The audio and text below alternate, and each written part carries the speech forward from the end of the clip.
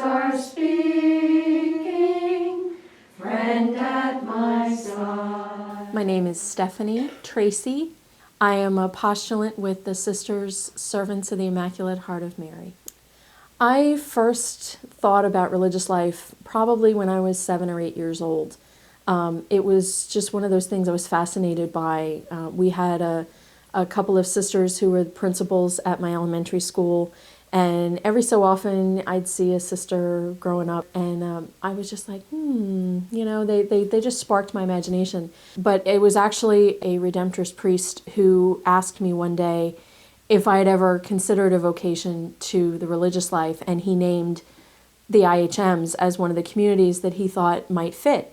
So I was intrigued, and I came up to visit, and what really struck me from the first moment in the door was the joy that the sisters had. And the more time I spent with them, the more time I saw just how much they enjoyed being around each other, and how much they supported each other, and were really passionate about their apostolate, which is Catholic education.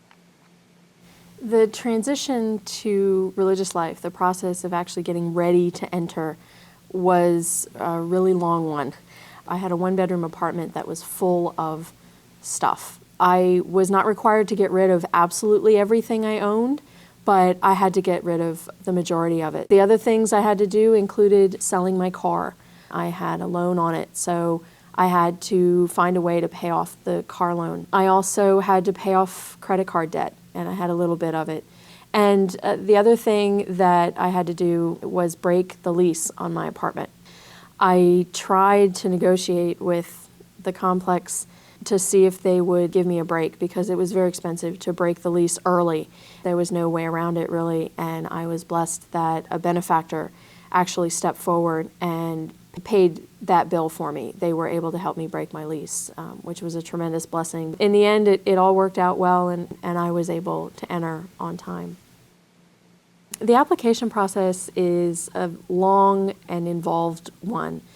It starts with writing your own, it's a spiritual autobiography. It's your reflection on how God has moved in your life, and how God has acted in your life up to that point.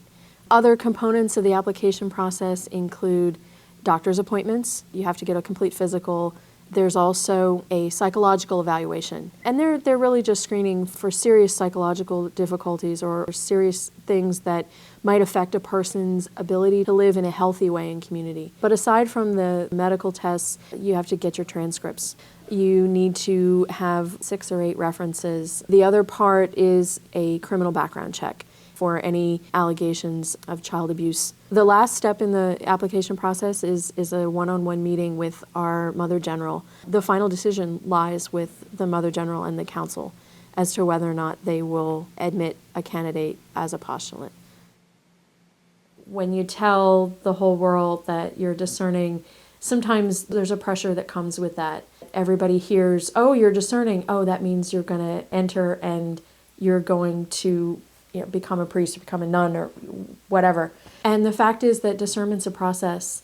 And even though I've entered the community, I'm still discerning. As a postulant, I'm still discerning, and I will be discerning for years to come. I'll be discerning as a novice. I would be discerning even after profession. It's not a one and done kind of thing.